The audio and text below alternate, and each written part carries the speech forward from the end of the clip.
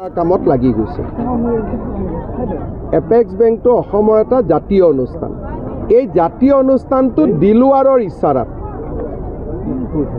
কোনোবা এজন দিলুৱাৰে ক'লে দুৰ্নীতি আছে, দুৰ্নীতি হৈ গ'ল। বেংকটো যে মৰি যোৱা বেংক এটা যে আজি উন্নত হ'ল, এই বেংকটোত যে ATM আহিলে, এই বেংকটোত যে আজি নতুন নতুন টেকনলজি আহিলে ষ্টেট বেংকৰ দৰে, সেই কথাবিলাক দিলুৱাৰেতো নাজানে। অসমৰ দুৰ্ভাগ্য হৈছে যে দিলুৱাৰে যি কয় তাকে আসাম মানুহে বিশ্বাস কৰে, আৰু দিলুৱাৰৰ দৰে মানুহৰ আমি বিৰোধী। আৰু বিজেপিৰ জন্মই হৈছে দিলুৱাৰৰ দৰে মানুহক খতম কৰাৰ কাৰণে। গতিকে এইটো যাত্ৰাটো, এইটো যুদ্ধটো চলিবই। মোক বেয়া পাই ভাল পাই লাভ নাই। দিলুৱাৰ, মহবুবুল এনেকুৱা ধৰণৰ যিমান মানুহ আছে সেইবিলাকক কোনো আইনৰ বিৰুদ্ধে নহয়, আইনৰ ভিতৰত থাকি খতম কৰাই মোৰ কামত লাগি গৈছে।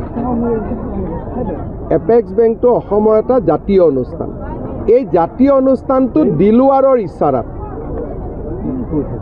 কোনোবা এজন দিলুৱাৰে ক'লে দুৰ্নীতি আছে, দুৰ্নীতি হৈ গ'ল। বেংকটো যে মৰি যোৱা বেংক এটা যে আজি উন্নত হ'ল, এই বেংকটোত যে ATM আহিলে, এই বেংকটোত যে আজি নতুন নতুন টেকনলজি আহিলে ষ্টেট বেংকৰ দৰে, সেই কথাবিলাক দিলুৱাৰেতো নাজানে। অসমৰ দুৰ্ভাগ্য হৈছে যে দিলুৱাৰে যি কয় তাকে আসাম মানুহে বিশ্বাস কৰে, আৰু দিলুৱাৰৰ দৰে মানুহৰ আমি বিৰোধী। আৰু বিজেপিৰ জন্মই হৈছে দিলুৱাৰৰ দৰে মানুহক খতম কৰাৰ কাৰণে। গতিকে এইটো যাত্ৰাটো, এইটো যুদ্ধটো চলিবই। মোক বেয়া পাই ভাল পাই লাভ নাই। দিলুৱাৰ, মহবুবুল এনেকুৱা ধৰণৰ যিমান মানুহ আছে সেইবিলাকক কোনো আইনৰ বিৰুদ্ধে নহয়, আইনৰ ভিতৰত থাকি খতম কৰাই মোৰ কামত লাগি গৈছে। এপেক্স বেংকটো অসমৰ এটা জাতীয় অনুষ্ঠান। এই জাতীয় অনুষ্ঠানটো দিলুৱাৰৰ ইচ্ছাৰাত কোনোবা এজন দিলুৱাৰে ক'লে দুৰ্নীতি আছে, দুৰ্নীতি হৈ গ'ল। বেংকটো যে মৰি যোৱা বেংক এটা যে আজি উন্নত হ'ল, এই বেংকটোত যে ATM আহিলে, এই বেংকটোত যে আজি নতুন নতুন টেকনলজি আহিলে ষ্টেট বেংকৰ দৰে, সেই কথাবিলাক দিলুৱাৰেতো নাজানে।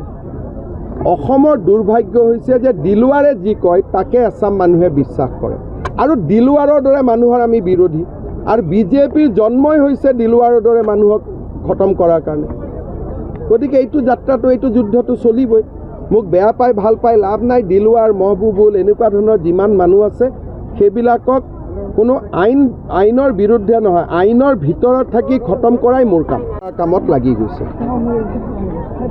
এপেক্স বেংকটো অসমৰ এটা জাতীয় অনুষ্ঠান। এই জাতীয় অনুষ্ঠানটো দিলুৱাৰৰ ইচ্ছাৰাত কোনোবা এজন দিলুৱাৰে ক'লে দুৰ্নীতি আছে, দুৰ্নীতি হৈ গ'ল।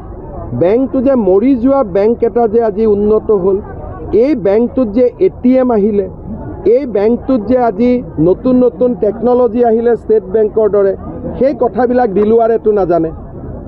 অসমৰ দুৰ্ভাগ্য হৈছে যে দিলুৱাৰে যি কয় তাকে আসাম মানুহে বিশ্বাস কৰে, আৰু দিলুৱাৰৰ দৰে মানুহৰ আমি বিৰোধী। আৰু বিজেপিৰ জন্মই হৈছে দিলুৱাৰৰ দৰে মানুহক খতম কৰাৰ কাৰণে। গতিকে এইটো যাত্ৰাটো, এইটো যুদ্ধটো চলিবই। মোক বেয়া পাই ভাল পাই লাভ নাই। দিলুৱাৰ, মহবুবুল এনেকুৱা ধৰণৰ যিমান মানুহ আছে সেইবিলাকক কোনো আইনৰ বিৰুদ্ধে নহয়, আইনৰ ভিতৰত থাকি খতম কৰাই মোৰ